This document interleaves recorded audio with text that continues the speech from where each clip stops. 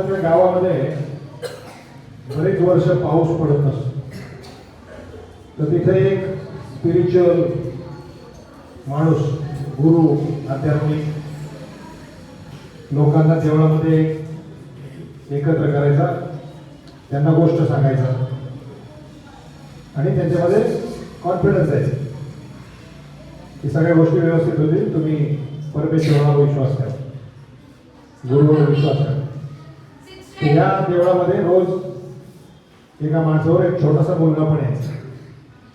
तो मुलगा पण त्यांची गोष्ट ऐकायचा, घरी जायचं, असं रोज व्हायचं. मग एक दिवस ते गुरु काय सांगतात, काळजी करू नका, सगळं व्यवस्थित होईल, उद्यापासून पाऊस पडेल. आता बरेच वर्ष पाऊस पडत नाही, त्यामुळे लोकांचा काही विश्वास नसतो. दुसऱ्या दिवशी लोक पुन्हा देवळात येतात. हा छोटा मुलगा पण येतो, पण तो येताना छत्री घेऊन येतो. छत्री. सगळे लोक त्याला हसायला लागतात, इतके वर्ष झाला पाऊस पडला नाही, हा छोटा मुलगा छत्री घेऊन आला. मग त्याला कोणीतरी विचारतं, अरे बाळ छत्री का पण घेऊन आला असतो? तो म्हणतो, गुरुनी सांगितलं ना की विश्वास ठेवायचा, आजपासून पाऊस पडणार म्हणून मी छत्री घेतो. आणि खरोखर त्या संध्याकाळपासून पाऊस पडायला चालू. गोष्ट छोटीशी आहे, पण सगळी लोक त्या माणसाची गोष्ट ऐकायला मंदिरात यायचे, देवळात यायचे. पण त्या छोट्या मुलाने विश्वास ठेवला. त्यांनी सांगितलंय ना पाऊस पडणार आहे, पाऊस पडाल्यानंतर काय छत्री जवळ पाहिजे, म्हणून तो छत्री घेऊन. हा जो विश्वास आहे, तो विश्वास कशाने पण डगमगला नाही. त्यांनी सांगितलं मी केलं. लहान मुल असतं बघा, आपण घ्यायला जातो, त्याला उडी मार म्हणतो, तो उडी मारतो. मोठं झाल्यानंतर आपल्याला थोड्या उंचीवर उडी मार म्हटलं, कोणी तर मारू का आपण? नाही, भीती वाटते. कारण आपल्यातला तो विश्वास ही निरागसता गेलेली असते. तर ती परत मिळवण्यासाठी आपल्याला ते निरागसपणा, तो विश्वास आणणं गरजेचं. विश्वास तुमचा जो आहे तुमच्या आपल्या सकल संस्थेमधल्या चक्र नंबर 4 याच्याशी संबंधित. असा विश्वास तुम्ही परमेश्वरावर ठेवणं गरजेचं.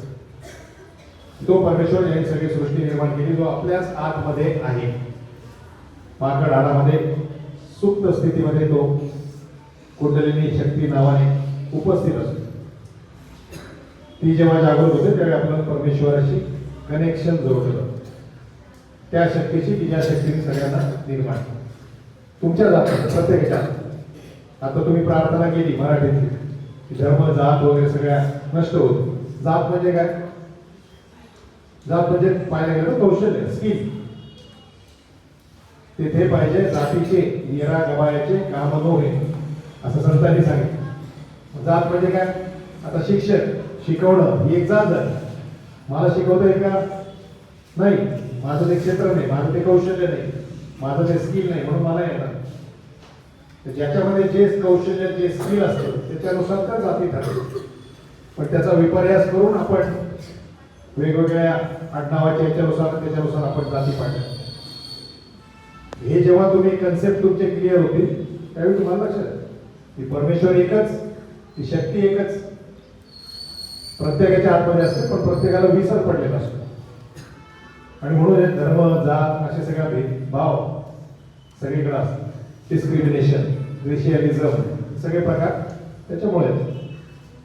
तुमच्यामधला परमेश्वर ओळखायचा कसा, ते ओळखण्यासाठी सहयोग ध्यान आणि तुम्हाला टूप दिले की तुमच्या दोन्ही हातांवर तुम्हाला थंड चैतन्याची जाणीव होते, ही त्याची सिद्धता आहे, त्याचा प्रूफ आहे की तुमच्यातला परमेश्वर जागृत झाला. परमेश्वर निराकार असतो, त्याला काही आकार नाही, उकार नाही, रंग नाही, काही. पाहिजे तर सगळे रंग आहेत, पाहिजे तर काहीच नाही. ती शक्ती आहे, त्याची जाणीव तुम्हाला होते तळहातात. ती जाणीव आपण दर सोमवारी तुम्हाला मेडिटेशन मधून सांगत असतो. तर त्या जाणीवेकडे लक्ष द्या. तो विश्वास त्या परमेश्वरी शक्तीवर जी तुमच्याच आतमध्ये आहे त्याच्यावर ठेवा. आणि मेडिटेशन अजूनही काही जण, सगळेजण करत नसतील तर जे करत नाही त्यांना कळकळीची विनंती की त्यांनी 5 मिनिटं रोज स्वतःसाठी काढायचा प्रयत्न करा. ठीक आहे?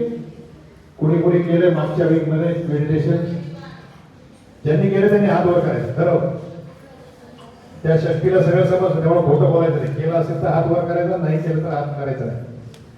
ठीक आहे, हात खाली घ्या. ज्यांनी नाही केलं 5% 7% फक्त, अजून भरपूर मुलांनी केले. जे करत असतील त्यांनी जरूर करा. त्याच्यात सगळ्या गोष्टी शास्त्रशुद्ध आहे. ठीक आहे, चालू करायचं मेडिटेशन.